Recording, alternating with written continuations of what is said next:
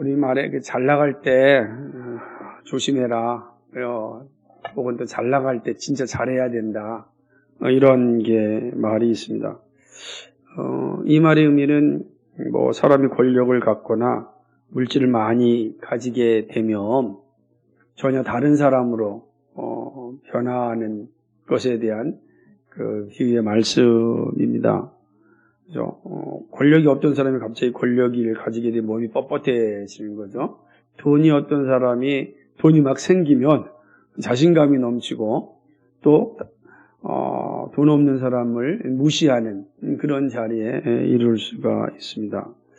근데 실제로 이런 모습 심심치 않게 보게 됩니다. 그러면 참 씁쓸해집니다. 어저께까지는 겸손한 것 같은데 좀 돈이 생겼다고 또 권력을 가졌다고 아주 그냥 목이 뻣뻣해지고 말도 이렇게 짧아지고 이런 모습을 보면 참 씁쓸해짐을 이제 경험하게 되는 것입니다. 그런데 이런 모습이 다른 사람에게만 있는 것은 또 아닙니다. 우리 자신에게도 이러한 모습이 있을 수 있습니다. 그래서 우리도 잘 나가면 뻣뻣해질 수 있고 우리도 권력을 가지면 또 교만해질 수 있는 모습이 있다라고 하는 것입니다. 그래서 잘 나갈 때 잘해라 라고 하는 말은 다른 사람에게 하는 말 이전에 나에게, 우리 자신에게 하는 말이라고 할 수 있습니다. 역사 가운데 보면 이 말이 잘 어울리는 사람이 있는데 바로 애굽왕 바로입니다. 하나님은 애굽왕 바로를 들어서 우리에게 잘 나갈 때 어떻게 해야 하는지를 사실 말씀해 주고 있습니다. 애굽왕 바로는 고대 근동의 이제 군주가 되었습니다. 많은 나라들이 그 밑에 거하면서 그들에게 도움을 받았고 의지를 하였습니다. 바로 왕은 스스로 자기가 창조자라 이렇게 이야기했고 자기가 곧 태양 신이다 이렇게 이야기하는 자리에 오르게 됩니다. 처음부터 그렇겠습니까? 그러지 않았습니다. 그가 점점 권력을 갖게 되고 부를 갖게 되면서 그러한 자리에 이제 이르게 된 것입니다. 하나님은 그러한 애굽 왕 바로를 향하여 매서운 채찍을 이렇게 내리는 것을 치는 것을 이제 볼 수가 있습니다. 오늘 본문이 바로 그런 하나님께서 이 교만에 찌든 이 바로 왕 애굽 왕 바로에게 주시는 말씀이고 그 말씀은 오늘 우리에게 주는 말씀입니다. 본문은 애굽의 어떤 흥망성쇠를 보여주는 그런 말씀입니다. 오늘 본문은 18절까지 되어 있지만은 문단으로 나눈다면 4개 문단으로 나눌 수가 있습니다. 1절로부터 이제 9절까지가 첫 번째 문단이 되고 10절로부터 14절이 두 번째 문단이 되고 15절로부터 17절이 세 번째 문단이 되고 18절이 이제 마지막 문단이 됩니다. 그러니까 4개 문단이 본문을 통하여서 4개 문단을 통해서 본문은 우리에게 하나님의 생각을 전달해 주고 있습니다. 첫 번째 문단 1절과 9절은 애굽의 큰 위험을 아수르의 비유를 통하여 이제 말씀합니다. 이 참 재밌는 장면인데, 그러니까 애굽이 얼마나 위대한 나라였고, 애굽이 당시에 많은 민족들 가운데 뛰어난 그런 나라였음을 그 전 제국이었던 아수르 제국의 비유를 통하여서 이야기하는 겁니다. 고대 당시 바벨론이 생기기 전에 이 애굽과 아수르는 고대 근동의 가장 강력한 세력 가운데 하나였습니다. 근데 애굽에 대한 심판을 말씀하시면서 아수르에 대한 비유로 이야기하는 그런 독특한 장면을 보게 됩니다. 이 말은 아수르와 애굽 둘 다 하나님께서 심판하시는 그런 내용이라고 볼 수가 있습니다. 아수르는 어떤 존재였는가라고 할 때 그는 에덴 동산의 모든 나무들이 부러워하였던 레바논의 백향목과 같다라고 이야기합니다. 이 레바논의 백향목, 가장 뛰어난 나무를 얘기하는 거예요. 당시에 가장 뛰어난 나무, 아름다운 나무, 백향목인데 어디의 백향목이냐? 레바논의 백향목이다. 아수르 지역에 있는 백향목이다라고 하는 거죠. 근데 그 레바논의 백향목이 누구냐? 아수르인데 그 아수르의 모습이 누구냐? 애굽이다라고 하는 거예요. 이집트의 위험을 뭐로 표현하냐면 아수르로 표현하는데 그 아수르를 무엇으로 비유하냐면 레바논의 백향목으로 비유하고 있다라고 하는 거죠. 결국은 뭐예요? 애굽이 뭐와 같다는 거예요? 레바논의 백향목과 같다. 이렇게 이제 말하고 있는 것입니다. 백향목은 가지가 아름답고 키가 크고 얼마나 컸으면 구름에 닿았다라고 할 정도 아닙니까? 하늘에 닿을 정도 비유로 하니까 얼마나 높았으면 그렇겠어요? 그러니까 그만큼 높다라는 것은 권세가 권력이 하늘을 찌르듯 하다라고 하는 것을 의미하는 표현입니다. 그러니까 아수르의 권세가 바로 이렇게 하늘을 찌르듯이 높았다라고 하는 거죠. 거기에 가지들이 많이 있을 거 아니겠습니까? 높은 나무니까 가지들이 많이 있고 그 가지들에는 또 새들이 와서 다 앉아 있는 겁니다. 그러니까 새들이라고 할 때는 주변에 많은 나라들이 이 아수르를 통하여서 많은 것을 공급받고 있었다라고 하는 거죠. 또 그 백향목 아래에서는 들짐승들이 새끼를 낳고 있습니다. 그러니까 이 백향목 하나에 어마어마한 일들이 일어나는 겁니다. 그죠? 새들이 다 깃들고 또 들짐승들이 새끼를 낳고 그거 하고 있는 거죠. 그러니까 백향목이 이렇게 엄청난 모습을 가지고 있는 거고 많은 이들에게 도움을 주고 있으니까 얼마나 부럽겠습니까? 그걸 보게 되면은 백향목의 아름다움은 무엇과도 이제 비교할 수 없을 정도입니다. 그러다 보니까 9절에 보니까 하나님의 동산 에덴에 있는 모든 나무가 다 시기하였다라고 이제 이야기하는 거죠. 그러니까 에덴 동산의 모든 나무가 시기할 정도로 이 레바논의 백향목은 엄청나게 아름다운 거예요. 그럼 에덴 동산의 모든 나무라고 하는 거는 이 땅에 존재하는 그러니까 주변에 있는 모든 그 나라들을 의미하는 겁니다. 그러니까 그런 에덴 동산의 나무들이 이 레바논의 백향목을 시기할 정도로 레바논의 백향목은 정말 아름다웠습니다. 그럼 많은 사람들이 다 레바논의 백향목으로 다 몰려들어온 거죠. 그 밑에서 안식을 얻었고 그 밑에서 이 양식을 공급받았고 그 밑에서 삶을 유지한 겁니다. 그러니 이 레바논 백향목의 위엄이라고 하는 건 이루 말할 수 없죠. 그 힘이라고 하는 것, 그 권력이라고 하는 것은 두말할 필요가 없는 것입니다. 그런데는 9절 말씀에 의미 있는 심정이 되었는데 9절에 이렇게 시작합니다. 내가 그 가지를 많게 하여 모양이 아름답게 하였더니 이렇게 되어 있어요. 이 내가가 누구냐? 하나님이죠. 그러니까 하나님이 아수르를 그렇게 번창하게 한 거예요. 다시 말하면 하나님께서 백향목을 세운 겁니다. 그죠? 백향목을 하나님께서 물을 주고 또 끝없는 양식을 줘서 그를 키우게 한 것입니다. 그러니까 물의 공급을 아낌없이 받았던 이 백향목은 튼튼하게 자랐고 정말 하늘 높이 자랐던 것입니다. 그 누가 물을 공급해 줬습니까? 아수르가 스스로 백향목이 스스로 물을 만들 수 없었죠. 하나님께서 물을 주시고 하나님께서 햇빛을 주셔서 이 백향목은 무럭무럭 자랄 수 있었던 것입니다. 다시 말하면 아수르의 그 힘, 아수르의 그 권력, 아수르의 그 물질은 누가 주셨다는 거예요? 하나님이 허락하셨다는 거죠. 다시 말하면 애굽의 힘, 애굽의 능력은 누가 주셨다는 거예요? 하나님이 주셨다라고 하는 거예요. 이 하나님이 주신 것을 인정하면 겸손해져야 되는데 이집트는 그러지 않았다는 거죠. 하나님이 주셨다는 것이 아니라 내가 했다. 내가 물을 만들었다. 내가 물을 공급했다. 내가 자라게 했다. 라고 하는 겁니다. 이게 지금 하나님께서 지금 이집트를 향하여 주시는 말씀인 거죠. 하나님 분명하게 이집트를 이집트 되게 한 거 하나님께서 주신 이 선물이었음을 이야기하는 것입니다.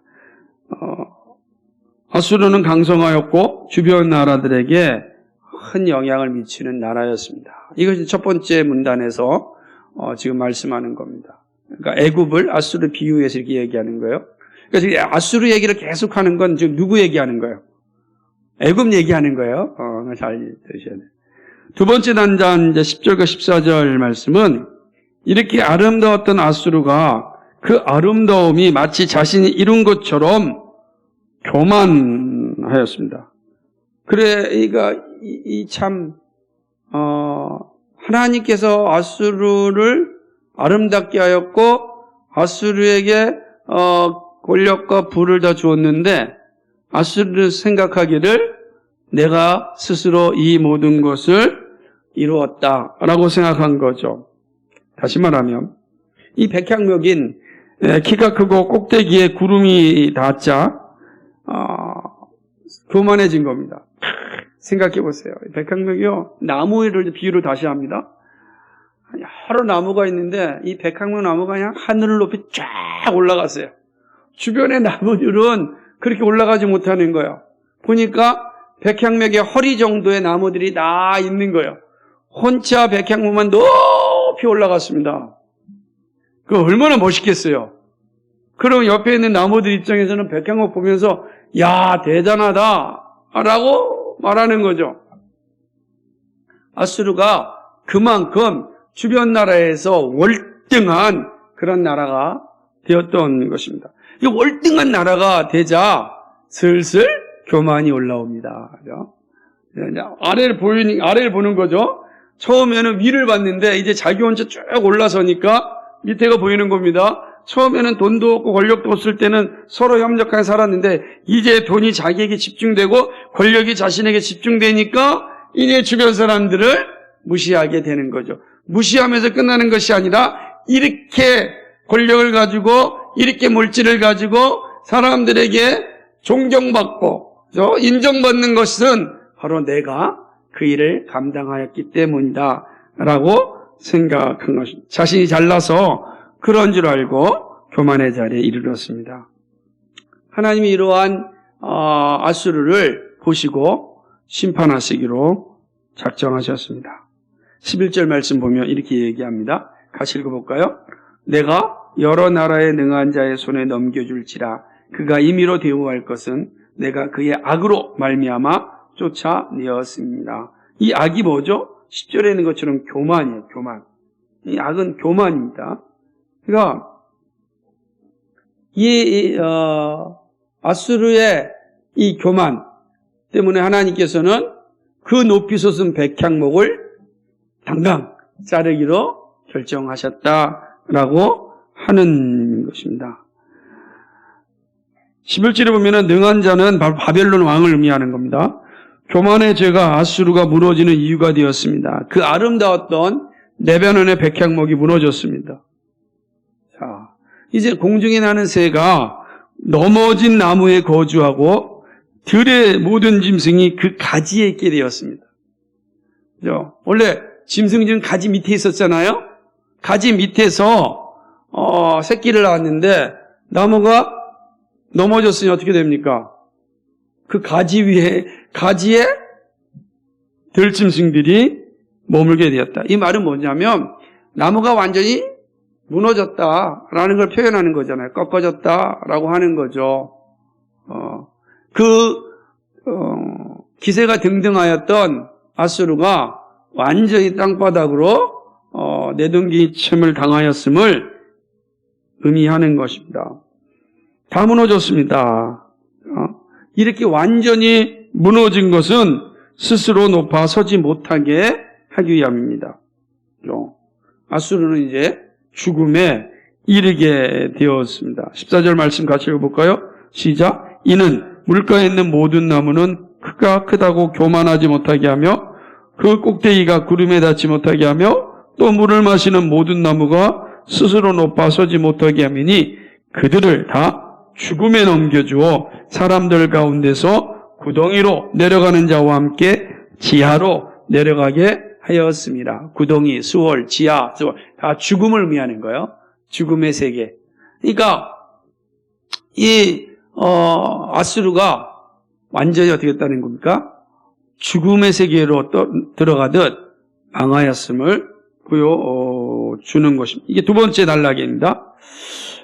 세 번째 단락이 이제 15절과 17절인데, 이거는 아수르의 멸망이 미치는 영향에 대한 하나님의 말씀입니다.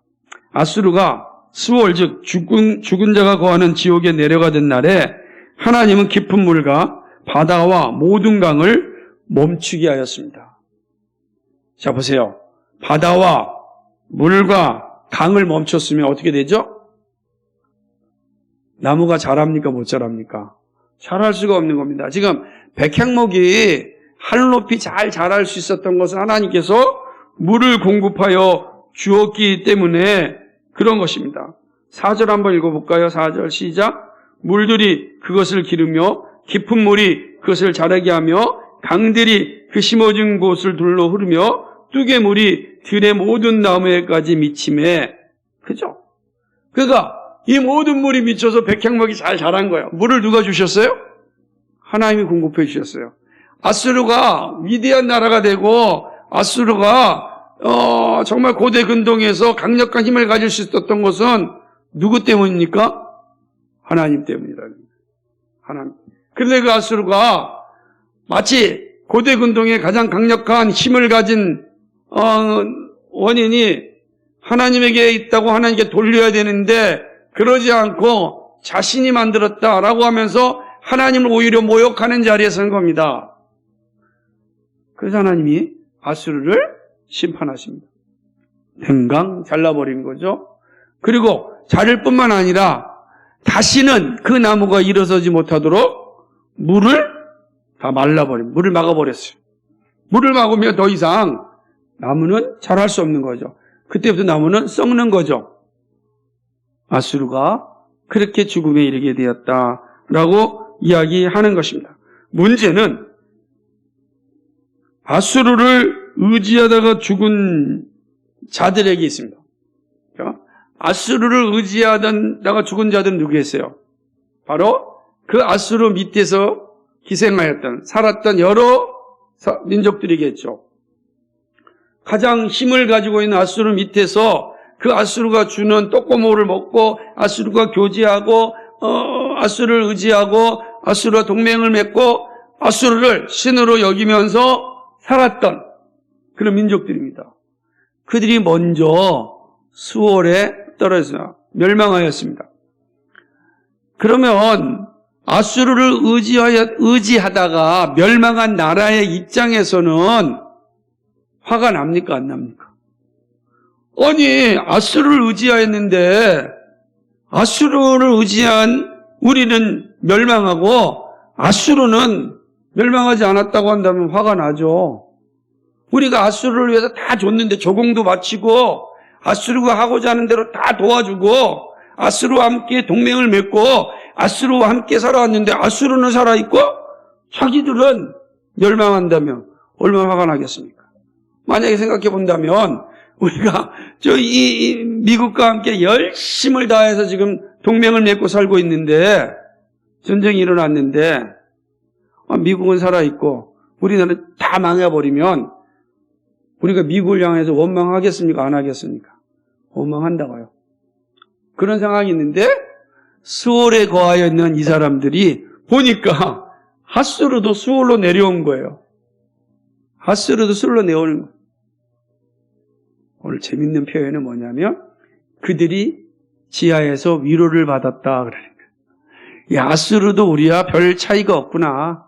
그죠? 아수르도 우리와 별 차이가 16절 한번 읽어볼까요? 시작. 내가 그를 구덩이에 내려가는 자와 함께 수월에 떨어뜨리던 때에 백성들이 떨어지는 소리로 말미암아 진동하게 하였고 물을 마시는 에덴의 모든 나무 곧 레바논에 뛰어나고 아름다운 나무들이 지하에서 위로를 받게 하였느니라. 왜 위로를 받았습니까? 아수르도 우리와 별 차이가 없다는 거죠. 이거 매우 이티 있는 표현이지만 슬픈 표현인 거예요. 너희들이 의지하였던 아수르도 별 볼이 없다라는 것을 잘 보여주는 것입니다. 그러나 하나님을 의지하지 않고 아수르를 의지했던 나라들, 즉 아수르의 팔이 되었던 자들 역시 바벨론에 의하여서 죽임을 당합니다. 그렇게 되는 거죠. 그러니까 미리 죽었던 사람들은 아수르의 멸망을 보고서 위로를 받았지만 아수르의 멸망 후에도 아수르를 의지하고 남아있었던 민족들도 어떻게 된다고요? 바벨론을 의하여서 멸망당하니 그 대표적인 어디겠습니까? 예? 이스라엘도 되고 애굽도 되는 거죠. 그죠? 이스라엘 입장에서도 마찬가지죠. 이렇게 슬픔의 자리에 떨어진 바벨론에 의하여서 멸망당할 것이다. 이 말씀 하시는 겁니다. 이게 세 번째 단락의 내용입니다. 그죠? 여기까지가 이제 아수르의 흥망성쇠에 대한 이야기죠. 그럼 마지막 18절 네 번째에서 이제 다시금 이 애굽으로 돌아옵니다. 아수르의 모습이 바로 애굽의 모습을 말씀하는 게 18절 말씀이에요. 18절은 너의 영광과 위대함으로 시작합니다. 그죠? 너의 영광과 위대함. 여기서 너는 어디입니까? 애굽을 의미하는 겁니다. 애굽의 영광과 위대함이 지하에 내려갈 것이다. 지하 스올로 내려갈 것이다. 멸망할 것이다. 라는 거죠. 이 애굽의 영광과 위대함이 할례 받지 못하고 칼에 죽임을 당한 자 같게 될 것이다. 라고 이야기합니다. 할례 받지 못한 자 같이 될 것이고 칼에 죽임을 당한 자 같이 눕게 될 것이다. 이렇게 말씀하는 거예요. 그러니까 이집트의 영광과 그 위대함이 이렇게 된다 할 때 의미가 뭐냐면 이집트가 수치스럽게 망할 것임을 표현하는 거예요. 왜 그러냐면 이집트도 이스라엘 같이 할례하는 민족이었어요. 할례를 베푸는 민족이었단 말이에요. 그런데 할례를 받지 못하고 죽습니다. 할례는 날지 8일 만에 하는 거 아니겠어요? 이스라엘 백성이. 그러니까 완전히 그냥 초토화된다는 거죠. 초토화된다는 거죠. 또 뭐죠? 여기 보면 18절에 보면은 칼에 죽임을 당한 자 가운데 누우리라 그랬어요. 그 칼에 배임을 당했습니다. 죽음을 당했고 누워 있다는 거예요. 이게 왜 이집트에 있어서 수치스러운가? 이집트의 장례는 뭐죠? 우리 여러분 TV 이집트는 장례식 할 때 어떻게 합니까? 다 미이라를 만들어서 매장하잖아요. 다 매장을 해요. 그런데 칼에 배임을 당하고 누워 있다는 건 뭐예요? 매장하지 못하고 그냥 길바닥에 시신이 내버려졌다는 거예요. 이건 이집트의 입장에서 뭐가 되는 겁니까? 가장 수치스러운 죽음이죠. 그죠? 죽는 순간까지 매장되지 못한 거예요. 하나님께서 말씀하시는 것은 애굽의 영광과 위엄이 이렇게 수치를 당할 것이다. 이렇게 말씀하는 것입니다. 이 표현이 중요한 거죠. 이들이 바로 바로와 그의 모든 군대 즉 애굽이라고 말씀하는 것입니다. 애굽이 아수르의 모습처럼 처참하고 치욕스러운 멸망에 이르게 될 것을 예언하는 말씀입니다. 자, 너희들이 보고 있는 이집트가 이렇게 될 것이다. 왜 이렇게 얘기했죠? 지금 이스라엘이 누구를 의지하고 있습니까? 이집트를 의지하고 있는 거예요. 선지자의 말씀을 따라 바벨론에 항복하고 하나님의 심판에 따라 70년 동안 말씀에 순종하고 회개하는 시간을 가져야 되는데 끝까지 말씀을 의지하지 않고 마지막까지 이집트를 의지하는 그런 이스라엘을 향하여서 하나님께서 선지자를 통하여 말씀하는 겁니다. 바벨론의 포로로 잡혀든 공동체들에게 이 말씀이 증거되어지는 겁니다. 지금 저 본국에서 하고 있는 행위가 얼마나 어리석은 행위인지 하나님의 뜻과 전혀 다른 길로 가고 있는 행위임을 똑똑히 보라. 저들이 의지하였던 이집트가 멸망할 것이다. 저 화려했던 이집트가 아수르와 같이 하나님의 심판대 앞에서 처참하게 치욕을 당할 것이다. 누구를 의지해야 되겠는가? 이걸 얘기하는 거예요. 누구를 의지해야 되겠는가? 보이는 권력인가? 보이는 물질인가? 너희는 무엇을 의지해야 하겠는가? 이야기하는 겁니다. 그럼 직접 물으면 넌 이런 상황 가운데 그럼 무엇을 의지할 것인가? 결정해야 되지 않겠냐? 이게 지금 하나님께서 에스겔 선지자를 통해서 주시는 말씀입니다. 화려한 왓술의 멸망을 비유하여 애굽의 멸망을 말씀하셨습니다. 큰 위험을 가진 애굽이 스올에 이르게 되었습니다. 그것도 가장 치욕스러운 멸망을 당하게 된 것입니다. 잘 나갈 때 잘하지 못한 결과입니다. 교만한 자의 최후인 것이죠. 교만한 자의 추락이 어떠한지를 여실히 보여주는 장면입니다. 하나님은 반복하여 교만한 권세를 가진 애굽의 멸망과 사람들의 인기를 한 몸에 받고 있을 때 나타나는 교만함이 가져온 그 멸망을 말씀합니다. 대단한 위험을 가졌지만 교만으로 인하여 추락한 모습이 어떠한지를 잘 보여주고 있습니다. 이 말씀은 바벨론 포로 세대들에게만 아닙니다. 우리들에게도 이 말씀을 중요합니다. 교만한 바벨론은 반드시 멸망한다. 지금 당장 보이는 이집트의 그 영광, 이집트의 그 권력, 이집트의 그 큰 위험, 그것이 결코 도움이 되지 않는다. 이 보여주는 겁니다. 사람들은 다 보이는 권력, 그죠? 보이는 물질에 현혹당합니다. 그래서 그들의 말에 귀를 기울이고 그들의 손을 잡고 살려고 합니다. 그래 그들의 손을 잡으려 할 때 가진 자들, 권력을 가진 자들, 부를 가진 자들은 교만이 하늘로 올라갑니다. 그래 내 손 잡아. 나와 함께 가자. 라고 이야기합니다. 하나님께 이렇게 말씀하십니다. 그런 자가 반드시 멸망할 것이다. 무너질 것이다. 썩어버릴 것이다. 죽음에 이를 것이다. 너희가 그렇게 의지하였던 그 모든 것들이 먼지와 같이 사라질 것이다. 이 말씀하시는 겁니다. 그러니까 이 말씀할 때 이 말씀을 들었던 첫 번째 청중은 하나님의 뜻을 정확하게 이해하였습니다. 우리가 의지할 것은 이방인이 아니라 천지 창조하신 하나님입니다.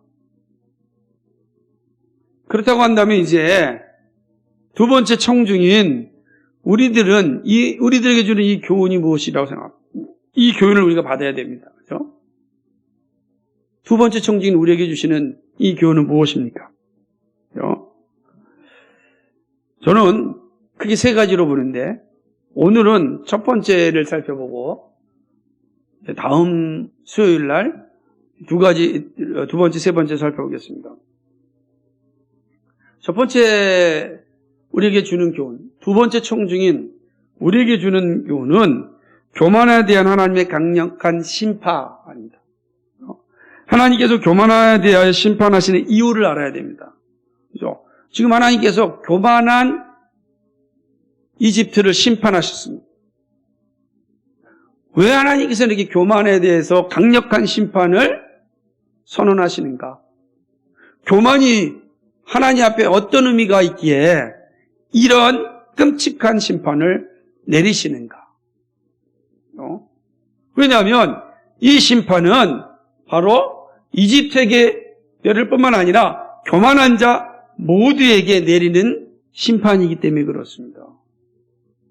그래서 우리는 이 교만에 대해서 좀 알아야 됩니다. 교만은요, 하나님을 무시하는 태도입니다. 이 교만 첫 번째 모습입니다. 교만은 하나님을 무시합니다. 자신이 주인이 되려고 하는 것이 바로 교만입니다. 바로 교만이 무서운 이유가 여기에 있는 거예요. 하나님이 하신 것이 아니라 자신이 행하였다고 생각합니다. 그럼 어떻게 되었습니까? 내가 행하였으면 하나님을 자랑하겠습니까? 자랑하지 않죠. 사람이 제일 되는 목적이 무엇이에요? 하나님을 영화롭게 한다라고 우리 믿음의 선배들이 고백하였어요. 우리도 고백하지 않습니까? 교만이 오면 사람이 제일 되는 목적이 어디 있습니까? 하나님이 아니라 자신에게 있는 거예요. 하나님을 무시하게 되어 있습니다. 자신을 자랑합니다. 자신을 나타냅니다. 그러면 어디로 가겠습니까? 자신을 자랑하고 자신을 나타내면 그 길이 바로 우상 숭배로 가는 거예요. 하나님의 자리에 자신이 올라가요. 자신이 딱. 누가 그 자리에 올라갔습니까? 이집트의 바로가 그 자리에 올라가지 않았습니까? 내가 이 나일강을 창조하였다. 내가 이 세계의 권력자이다. 그러니 너희는 모두 다 내 앞에 무릎을 꿇어라. 내가 너희를 지배하리라. 너희들이 원하는 거 내가 주리라. 야, 얼마나 멋있습니까? 그 교만입니다. 교만은 철저하게 하나님 무시하는 자리에 이르게 되는 거예요. 우리 안에 교만이 들어오면 반드시 이러한 모습이 나타납니다. 하나님 무시하고 자신을 자랑하죠. 내가 했습니다. 그래서 잘 보면은 교만한 사람들은 내가 했다라는 내가가 나타납니다. 겸손한 사람은 하나님이 하셨습니다. 아니 우리 공동체가 했죠. 자꾸만 자기가 사라져요. 왜요? 나의 나된 게 하나님의 은혜임을 알기 때문에 내가 한 것이 아니라 하나님이 하셨다. 끊임없이 자기를 죽이고 하나님을 나타냅니다. 자기를 자랑하지 않고 하나님을 자랑합니다. 무엇을 만들었든지 내가 했다는 것이 아니라 하나님이 했습니다. 하나님이. 이게 겸손이에요. 근데 교만하면 하나님을 무시합니다. 내가 했다. 내가 헌금했고, 내가 교회를 세웠고, 내가 교회를 이끌어갔고, 내가가 나타나는 거예요. 이게 위험한 겁니다. 위험한 거. 내가 얼마나 봉사 많이 했는지 몰라요. 이게 이제 교만의 자리에 올라간 거. 어떻게 했죠? 처음에는 키가 작았을 때는 내가가 안 나타나요. 근데 쫙 올라서 간 거예요. 세상에서 돈도 좀 벌고, 지위도 올라가고, 또 학력도 있고, 집도 괜찮고, 차도 괜찮고, 막 이런 것들이 채워지면서 덩치가 커진 거예요. 쫙 올라가면 이제 그걸 가지지 못한 사람들이 보이는 거죠. 그럼 내가 얼마나 많이 헌금했는데, 이게 나오는 겁니다. 그게 바로 교만이죠. 아수르처럼, 애굽처럼. 그러므로 이제 나를 따르라 라고 이야기하는 겁니다. 나를 따르라. 하나님을 바라봅시다가 아니라 나를 따르라. 왜냐하면 사람들은 있는 자 앞에, 가진 자 앞에 주눅들잖아요. 그게 되는 거 아니겠습니까? 주눅드는 겁니다. 네. 오늘도 오늘 후배 목사님 딱 왔는데 벤츠를 타고 딱 온 거예요. 와, 벤츠 대단합니다. 제 차가 아닙니다. 그래가지고 그런데 갑자기 그냥 그 벤츠가 딱 교회 앞에 오니까 교회가 빛이 나는 거예요, 막. 괜히 그런 거죠. 잠깐 빌려 타고 온 거라 그래서 그러겠지만 사람이 그런 거. 우리 다 연약한 존재입니다.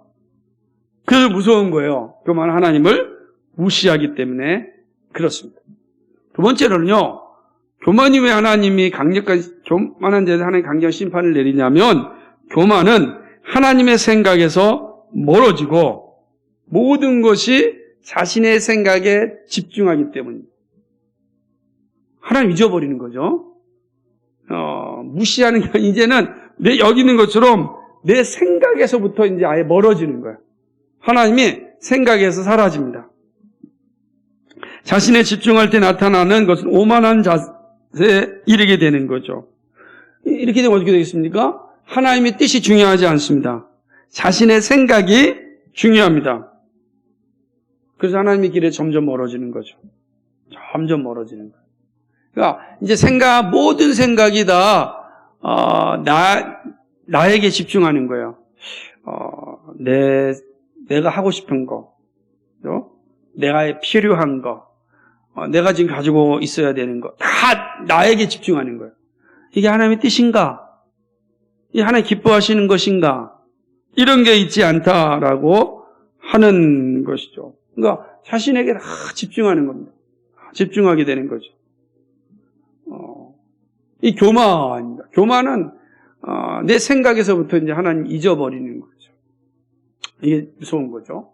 또 세 번째 교만은 어떠냐면 자신의 욕망을 채우는 일에 아주 집요합니다. 교만을 보면은 자신의 욕망을 채우는 일이 매우 집요하죠.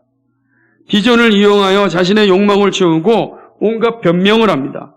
교만이 오면 욕망이 따라옵니다. 그러기에 하나님은 교만의 자리에 있는 자들을 심판하십니다. 교만은요 결코 하나님의 영광에 이르지 못합니다. 이게 로마서 1장 28절 30절 말씀 아니겠어요? 그러니까 참 교만은 늘 이제 자신의 생각에 집중하고 하나님을 무시하기 때문에 욕망이 그를 지배하는 거예요. 어떤 욕망이 있어요? 다 자신을 만족시키는 이 욕망이 차 있는 거죠. 교만은 이런 모습을 가지고 있어요. 얼마나 하나님께서 이 교만에 대해서 얼마나 싫어하는지 강력하게 심판하는 이유가 여기 있다라고 하는 것입니다. 그런 측면에서 네 번째 뭐냐면 교만은 수치스러운 결말에 이르게 되는 겁니다. 반드시 교만은 수치스러운 결말에 이르게 돼요. 이게 하나님의 강력한 심판이에요. 수치스러운 결말에 이르게 하는 거예요. 마치 지금 이집트가 할례받지 못하고 칼에 의하여서 죽임을 당하여서 이스라엘 문화에서는 가장 수치스러운 거란 말이에요. 가장 수치스러운 결말에 이르는 게 이 모습인데 지금 그 결말에 이르게 된 이유가 교만이란 말이에요. 이게 우리가 주는 교훈입니다. 교만은 반드시 수치스러운 결말에 이르게 된다는 것입니다. 우리는 신약 성경에 예수님께서 하신 말씀 가운데 부자와 거지 나사로에 대한 말씀이 있습니다. 자 보세요. 우리가 잘 알지만 부자와 거지 나사로는 살아있을 때 외적인 모습에 수치스러운 건 나사로였습니다. 그 부자가 주는 음식을 받아먹고 살았습니다. 걸식하는 존재였습니다. 부자가 얼마나 교만하였습니까? 그죠? 얼마나 교만하였어요. 그런데 그 사람이 죽었습니다. 부자가 이룬 곳이 어디죠? 지옥입니다. 가장 수치스러운 자리 지옥에 이르게 되죠. 더 수치스러운 것은 그들의 자녀, 형제 또 자녀들이 또 그리스도를 만나지 못하면 자기와 같은 수치스러운 자리로 오게 될 것을 보는 겁니다. 우리는 그 이야기가 참 우리를 많이 생각하게 됩니다. 교만한 자의 마지막의 모습이 이와 같다라고 하는 거죠. 하나님은 교만한 자의 마지막을 분명하게 세워놓으셨습니다. 그래서 하나님은 교만에 있어서만큼은 아주 선언하면서 성경에 보면은 교만은 패망의 지름길이다. 교만이 오면 죽음이 온다. 아주 분명히 말씀하는 겁니다. 교만한 자리에 이른 자들은 반드시 수치스러운 자리에 이르게 되는 것. 왜? 그것은 바로 하나님을 무시하는 일이기 때문에 그런 거죠. 그 모습입니다. 잠언 15장 25절 한번 볼까요? 잠언 15장 25절 말씀.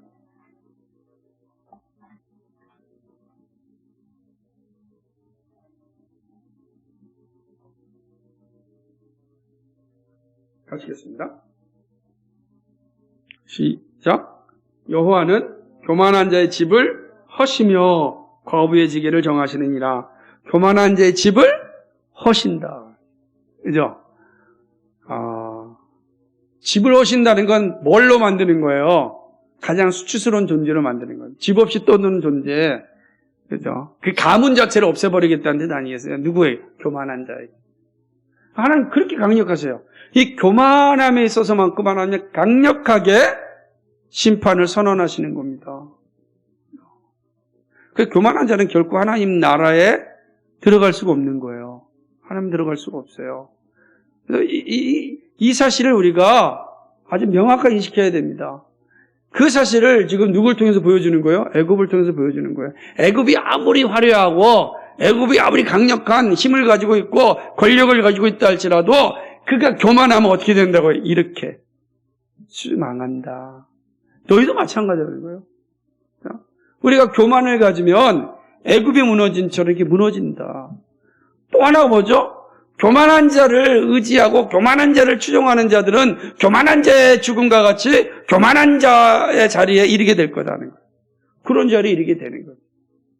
그 교만한 자의 멸망처럼 교만한 자를 의지했던 자들도 멸망에 이르게 되는 거죠. 그 말씀이 31절, 17절 말씀 한번 읽어볼까요? 시작. 그러나 그들도 그와 함께 스올에 내려 칼에 죽임을 당한 자에게 이르렀나니 그들은 옛적에 그의 팔이 된 자요 나라들 가운데서 그 그늘 아래 거주하는 자라.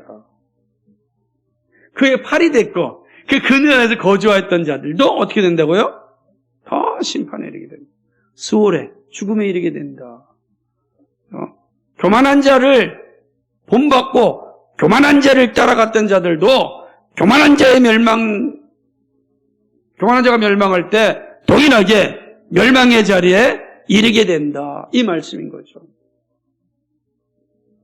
하나님은 이 문제에 있어서만큼은 명확하다. 오늘 이 말씀이 오늘 것입니다. 두 번째는 큰 두 번째는 그런 측면에서 오늘 말씀이 주는 교훈이 뭐냐? 예수 그리스도만이 우리의 소망이다는 거예요. 이거 다음 주에 살펴볼 겁니다. 왜 예수 그리스도만이 우리의 소망입니까? 그리스도께서 이렇게 말씀하십니다. 나는 온유하고 겸손하니. 겸손한 자에게 하나님께서 주시는 복이 있습니다. 심판에 이르지 않습니다. 이 사실이 무엇인지 다음 주에 살펴보도록 하겠습니다. 말씀을 했습니다. 이스라엘 백성들뿐만 아니라 주변의 나라들이 흠모하였고 의지하였던 이집트였습니다. 권력이 있었고 그리고 부자였습니다. 사람들의 부러움을 한 몸에 받았던 그런 바로와 이집트였습니다. 그런데 그들이 착각한 게 하나 있었습니다. 그들이 그런 부와 권력을 가질 수 있었던 것은 하나님이 허용하셨기 때문입니다. 하나님이 허용하지 않았다고 한다면 그들이 부와 권력은 그들에게 주어지지 않았습니다. 그러므로 부와 권력의 원천은 하나님입니다. 이스라엘 백성들이 의지해야 될 것은 부와 권력을 가지고 있는 이집트가 아니라 부와 권력을 주셨던 그 하나님을 의지해야 됐습니다.